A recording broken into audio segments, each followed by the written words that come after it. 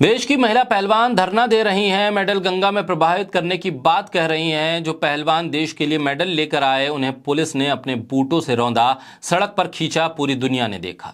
न सिर्फ पूरी दुनिया ने देखा बल्कि मोदी सरकार को चेताव भी दिया है। लेकिन शायद देश के ट्रोल मीडिया की आंखों पर बेशर्मी का पर्दा पड़ गया है।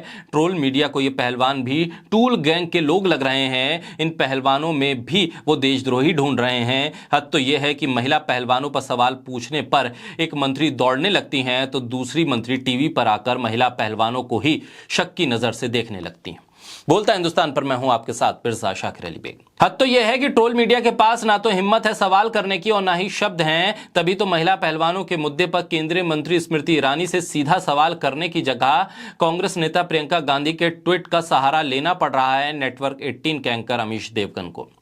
बेशर्मी की हद तो यह है कि जब महिला पहलवानों के मुद्दे पर मोदी सरकार के रवैये पर विश्व कुश्ती संघ सवाल कर रहा है, मोदी सरकार को चेतावनी दे रहा है, तो फिर ये गोदी मीडिया के एंकर आखिर किस बात की शर्म कर रहे हैं। महिला पहलवानों से मिलने के लिए एक टीम भेजने की बात विश्व कुश्ती संघ कर रहा है। पूरी दुनिया में देश की बेइज्जती के बाद भी अमीश देवगन को इसमें सियासत नजर आ रही है। अमीश देवगन को महिला पहलवानों के सवाल में सियासत नजर आ रही है। महिला पहलवानों का साथ देने वालों की नीयत में सियासत नजर आ रही है। लेकिन ब्रजभूषण को बचाने वाले पाक साफ नजर आ रहे हैं। उससे भी कमाल की बात तो यह है कि महिला विकास मंत्री स्मृति ईरानी महिला पहलवानों को न्याय का आश्वासन देने की जगह दलील दे रही हैं कि बीजेपी की नेता बबीता फोगाट अपने परिवार के साथ नहीं खड़ी हैं। वहीं बबीता फोगाट जिनको पहलवान पहले ही लताड़ लगा चुके हैं, वही बबीता फोगाट पहलवान से ज्यादा जो बीजेपी की नेता हैं, टिकट की दावेदार भी हैं।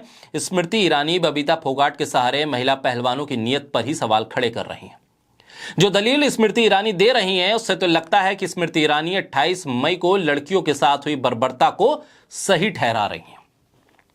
कुछ इसी तरह के सवाल टाइम्स नाउ नव भारत पर नविका कुमार करती हैं। ट्रोल मीडिया कहता है कि विपक्ष कह रहा है कि मेडल विजेता जंतर मंतर पर प्रदर्शन कर रहे हैं, कोई उनकी तरफ नहीं देख रहा है। यानी खुद को पत्रकार कहने वालों के पास ना तो सवाल है और ना ही अपने कोई शब्द।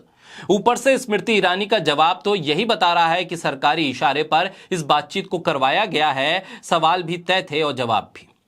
स्मृति ईरानी कहती हैं कि बबीता फोगाट आखिर क्यों समर्थन नहीं कर रही हैं महिला पहलवानों का। लिहाजा अगर बबीता फोगाट समर्थन नहीं कर रही हैं तो पीएम मोदी भी कुछ नहीं बोलेंगे और स्मृति ईरानी भी कुछ नहीं बोलेंगी, बीजेपी की महिला सांसद भी कुछ नहीं बोलेंगी।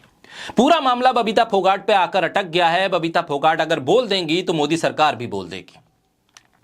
स्मृति ईरानी की महिला पहलवानों को लेकर बेरुखी ऐसी ही नहीं है। अभी कुछ दिन पहले ही संसद का उद्घाटन हुआ था, तब दिल्ली पुलिस ने उसी दिन महिला पहलवानों को सड़क पर घसीटा था।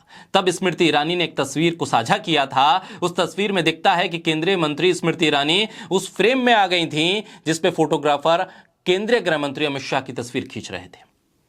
इसी के साथ ट्विटर पर लोगों ने खूब प्रतिक्रिया भी दी। वो प्रतिक्रियाएं नई संसद भवन के पास के प्रदर्शन की थी जिसमें महिला पहलवानों को दिल्ली पुलिस ने घसीटा था। सोशल मीडिया यूजर्स ने जब उन तस्वीरों को पोस्ट करते हुए स्मृति ईरानी से सवाल पूछा, क्या महिलाओं का सम्मान इस तरह से आपकी सरकार करती है, तो स्मृति ईरानी ने उन प्रतिक्रियाओं को हाइड कर दिया, यानी कि उन तस्वीरों को छुपा दिया। तो क्या तस्वीरें छुपाने से, सवालों को टालने से क्या महिला पहलवानों के साथ हो रही बर्बरता खत्म हो जाएगी?